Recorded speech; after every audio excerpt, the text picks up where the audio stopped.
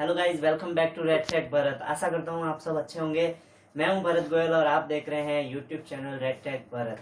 Okay, तो आज की इस वीडियो में हम बात करने वाले हैं किस प्रकार से वाइवा एग्जाम्स की प्रिपरेशन करें और किस प्रकार से खुद को वाइवा के लिए प्रिपेयर करें। तो आज के इस वीडियो में हमें बहुत सारी जानकारी मिलने वाली है किस प्रकार से हमें वाइवा के लिए प्रिपेयर रहना है, खुद को भी प्रिपेयर करना है, प्लस किस प्रकार से वाइवा एग्जाम्स की प्रिपरेशन करनी है। तो आखिर सबसे पहले एक बात आती है कि क्यों, क्या होता है आखिर वाइवा एग्जाम्स में हमारे इतने सारे, और एक सोचने वाली बात है कि क्यों इतने सारे प्रैक्टिकल्स थ्योरी, उसके बावजूद भी जब बात वाइवा की आती है तो हम सब चौंक से जाते हैं और हमें एक डर सा लगने लगता है कि आखिर क्या होगा हमारे साथ वाइवा एग्जाम्स में, जबकि हमारी इतनी सारी प्रैक्टिस होती है। तो आज के इस वीडियो में हम जनरली यही देखेंगे कि किस प्रकार से तो वाइवा की तैयारी करें और किस प्रकार से खुद को प्रिपेयर करना है वाइवा के लिए। तो हमेशा अपन देखते हैं और कई बार हम हमारे खुद के जहन में एक क्वेश्चंस होते हैं कि हमें किस प्रकार के वाइवा में क्वेश्चंस पूछे जाएंगे और किस प्रकार से हमें आंसर देने हैं। क्या एग्जामिनर्स को जो आंसर चाहिए वो आंसर मिल रहे हैं या नहीं मिल रहे हैं, तो हमें सेटिस्फाई होना पड़ेगा। तो हम बात करेंगे, तो इसी सारे सवालों को हम इसके अंदर डिस्कस भी करेंगे। तो फर्स्ट हम बात करते हैं कि कैसे वाइवा के लिए तैयारी करें और कैसे वाइवा एग्जाम्स के लिए अपने आप को तैयार करें। तो देखिए, मेरे कुछ टॉपिक्स हैं जो मैंने सेल्फ भी फॉलो किए हैं और आपको भी फॉलो करेंगे तो बहुत बेटर रिजल्ट मिलने वाले हैं। तो हम किस प्रकार से सबसे पहले बात करते हैं कि वाइवा की प्रिपरेशन कैसे करें या किस प्रकार के टॉपिक को इंक्लूड करें जो जनरली एग्जामिनर्स हमको पूछते हैं। तो फर्स्ट हम देखते हैं कि जो भी हमारे पास वर्किंग और प्रैक्टिस इंस्ट्रूमेंट जो है उनको अच्छे से जानना। अब देखिए, जनरली क्या होता है कि प्रैक्टिकल्स एग्जाम और वाइवा एग्जाम्स बेसिकली ये दोनों साथ में होते हैं कि प्रैक्टिकल्स के साथ में आपको वाइवा भी पूछे जाते हैं।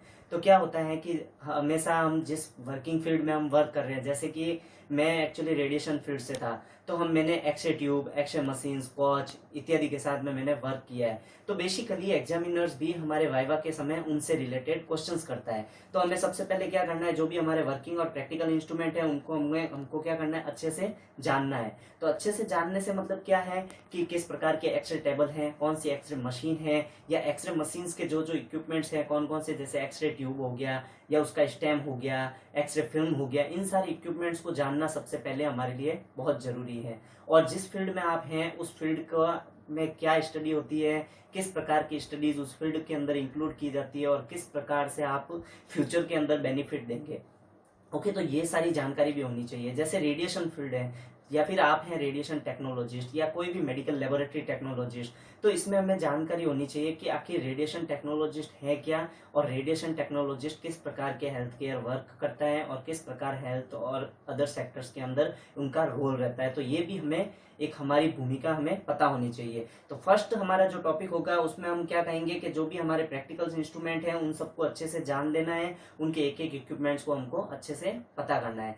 सेकंड हम बात करेंगे कि इंस्ट्रूमेंट और इक्विपमेंट की वर्किंग के बारे में, कि किस प्रकार से जिस मशीन्स के साथ हम वर्क कर रहे हैं, जैसे एक्सरे मशीन्स हो गया, तो उनमें हमें एक्सरे मशीन्स किस प्रकार से वर्क कर रही है। जैसे जो कैथोड से जो इलेक्ट्रॉन्स का उत्सर्जन हो रहा है वो आ रहे हैं एनोड के ऊपर और उस प्रकार से क्या हो रहा है, एक्सरे का प्रोडक्शन हो रहा है। तो ये सारी चीजें हमें जानना बहुत जरूरी है। तो फर्स्ट जो टॉपिक हमने देखा, फर्स्ट जो इंपॉर्टेंट थिंग्स क्या है, सारे इक्विपमेंट्स को अच्छे से जानना है, सेकंड उनकी वर्किंग को जानना है, और थर्ड जो हम बात करते हैं कि जो भी शॉर्ट फॉर्म जो बेसिकली जो हम यूज लेते हैं, जैसे रेडिएशन के अंदर आरटी आ गया सबसे पहले, तो रेडिएशन टेक्नोलॉजिस्ट या रेडिएशन टेक्निक्स।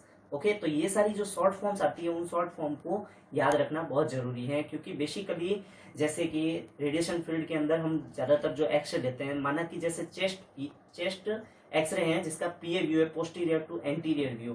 तो जनरली हम क्या देखते हैं कि उसमें लिखा होता है कि CXRPA व्यू, यानी chest X-ray for posterior to anterior, chest का व्यू है पोस्टीरियर टू एंटीरियर व्यू के अंदर।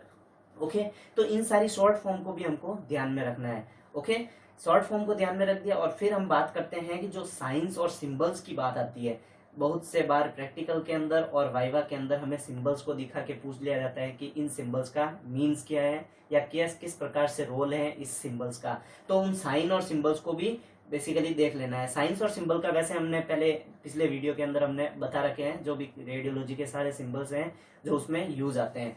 ओके, नेक्स्ट जो हमने 4 टॉपिक को इंक्लूड किया है और 5वां जो अब हम बात करने वाले हैं, इक्विपमेंट एंड इंस्ट्रूमेंट के जो कंपोनेंट्स हैं और उसका यूज किस प्रकार है, या फिर जो पार्ट्स जिससे वो मशीन बनी है।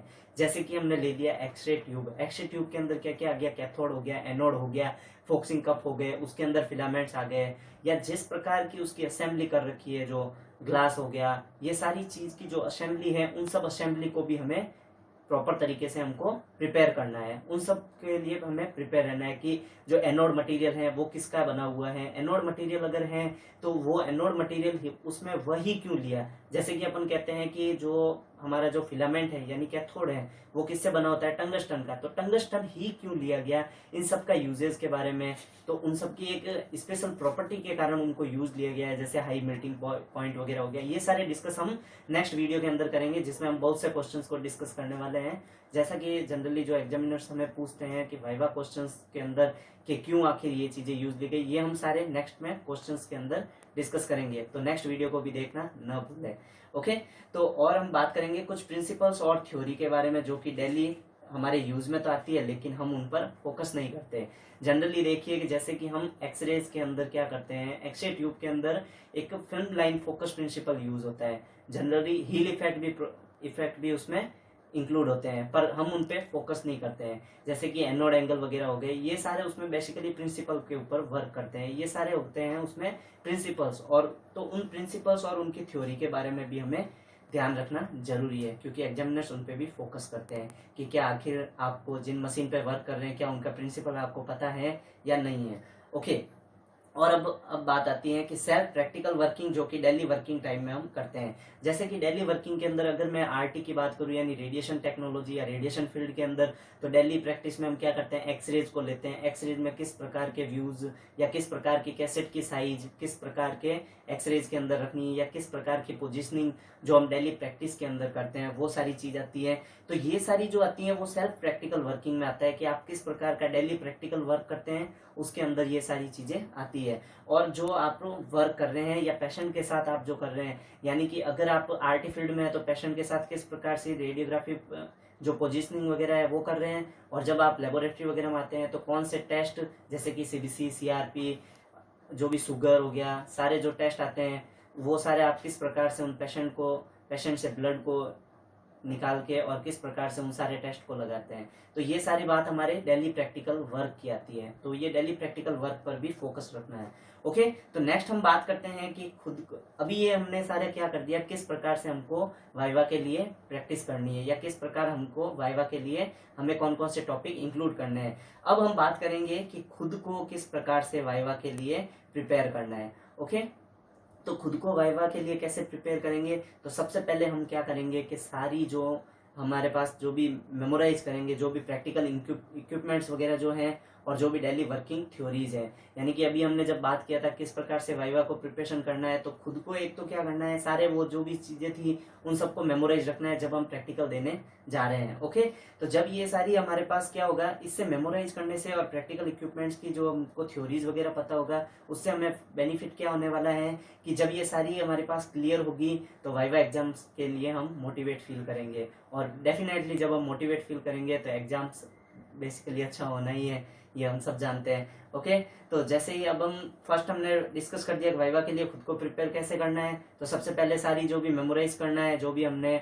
इन सारे चीजों को देखा कि वाइवा को लिए किस प्रकार प्रिपेयर करना है उस लिए, तो हम जैसे ही हम इसके लिए तैयार हो गए तो हमें मेमोराइज होगा और हम इससे क्या रहेंगे, मोटिवेट रहेंगे। Okay, so feel yourself fearless and stay motivate. तो यानी कि क्या बात कह रहे हैं ये, feel yourself fearless and stay motivate, कि आपको डर मुक्त रहना है। यानी कि अगर डरे डरे से रहोगे तो एग्जामिनर्स वैसे ही आपको पहचान लेगा शक्ल से ही।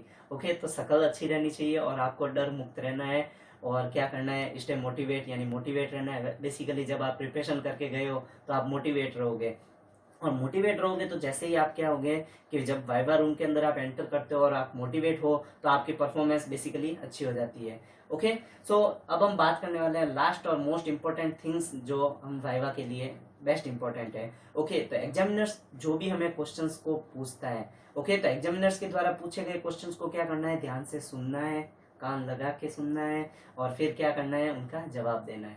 ऐसा नहीं कि हड़बड़ाहट के अंदर हम एग्जामिनर्स जिस चीज की हमें पूछने की चाह रहा है और हम वो नहीं बता रहे हैं, तो बेसिकली ये हम बहुत बड़ी गलती कर लेते हैं और हमारा वाइवा में अच्छा स्कोर नहीं हो पाता। तो बेसिकली ये सबसे मेन चीज़ है और सबसे इंपॉर्टेंट थिंग्स है कि एग्जामिनर्स द्वारा पूछे गए क्वेश्चंस का सही और सटीक आंसर देना।